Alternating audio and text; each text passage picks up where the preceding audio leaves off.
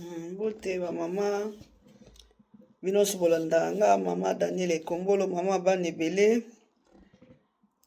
Ngai misa boyebi tosala toujours mpona kosunga ba orphelin ba veuve pe basi ba soda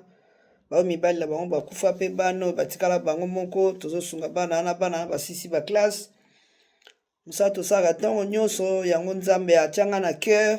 na motema na nga motema mawa motema bolingo naza nango eza naturel mosala nasalaka yango ne église ya solo Nzambe alingi yango wana kosunga na motema moko pe na esengo na kimia pe na bolingo. Tokomi na temps na moment na biso ya mars ba mama tolemba te oboyoka eza message boyoka tous les jours message wana tozosala fundraising po to raising mo $1 1 livre bien one pound mpona kosunga ba mama wana le 15 mars mwa oyo basi oyo bamiyebaki ba oyo bazalaki rejeté pe bayaki koyeba koreconnaitre bango ndenge bazali basi wana yango mpe biso tosalaka mpona kosunga toboyi mbongo wana tokende kotika pa ya pamba eza nango na litomba te esili lelo lobi esili tozopesa mbongo mpo toliesa baorphelin bato baza na bopito tosala yango le 15 mars mpe na le 20 mars na Congo na bopital na biso oyo deja tosi toyebi oyo tokosala yango nazoloba mpona mama moko oyo azali oyo aza na bolingo oyo aza na motema ya kopesa na sincérité pe na conscience na ye eyebi likambo azosala nde église ya solo pe bolamu ezali asala contribution mpona mama moko mpona $1 pe na 1 livre na ye pe na 1 pound na ye mpo asunga bamama wana mpona le 15 mars na le 20 mars na bahôpital nyonso tokokota oyo tosi toyebi yango tozosala moment ya évangélisation mpo na mama moko mpe na tata mona mwana moko abungi nzela azongela Nzambe message yango wana ntango nyonso okokaka tozongela Nzambe message ya repentance message ya kotelema mpe message ya kopesa bato courage bato baza toujours na kozanga koyeba bato oyo bazotambola place nzela bayebi te na bar rouge oyo eza na nzela ya moyen bakota na nzela oyo ya plus oyo eza nzela ya solo ya Yesu Kristo ya solo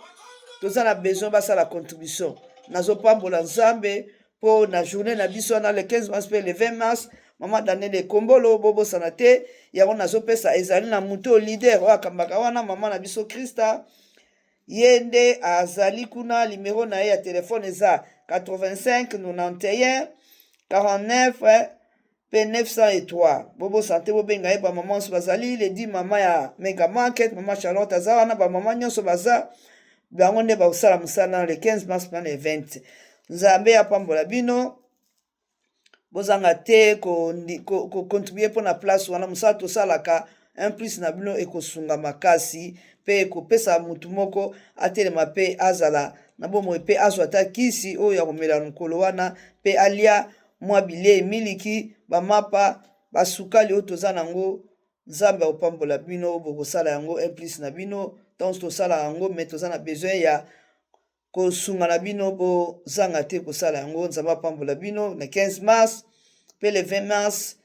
yango nasi bolandi batelefone yango wana telefone na ngai eza 075 08 6676 06 mama Daniel Ekombolo ngai naza na kati ya Angleterre Londres mpe toyaki susu awa na kati ya Mbu mpona mama na biso Chantal Will ye nde azali mpe moko ya bamega market yango toyaki na bareunion minene mpo tosala yango wana bobosana te ye mpe aza na contribution de nyonso aza na te kopesa mpona mama wana mama Chantal Will ye nde mama botamba awa na kati ya Mbu yango message na biso ya na kati ya Mbu toyaki na bareunion mpo tokutana tosali yango bobosana te botelema oyo akosunga mapa na ye abosana te na $1 na ye mpe 1 pound na ye oyo akopesa epa na ye nyonso ekokoma mpo tosala mosala wana bobosana te moma na biso Mega Market le 15 mars mpe le 20 mars mpona bamama contribution na bino bozanga te tolingi bino mingi mama Daniel Ekombolo mama bana ebele bolandaka bino nyonso tosalue mpe bino mpe tosalue papa Ekombolo mpe tosalue susu papa na biso Bontamba oyo ya kati ya Mbu ye mpe aza moko na mosala Nzambe aza beni bobosana te kosala contribution pa mama na biso Chantal Yambour place tokutani na réunion yango toyaki awa na mega market ya le 15 mars. Nzambe opambola bino na bino mingi. I love you, shalom. Pona mbala sima tokutani obosante le 15 mars. Mama balemba te ba mama toujours batelemaka biso ne tozana ngoya biso me tozana power oyo akosala likampo emonana tokanga bambongo na maputa mbongo wana tosala na makambo ebele me topesa na place oyo ekosala misala nzambe opambola bino. Bye bye. I love you, shalom. Bye.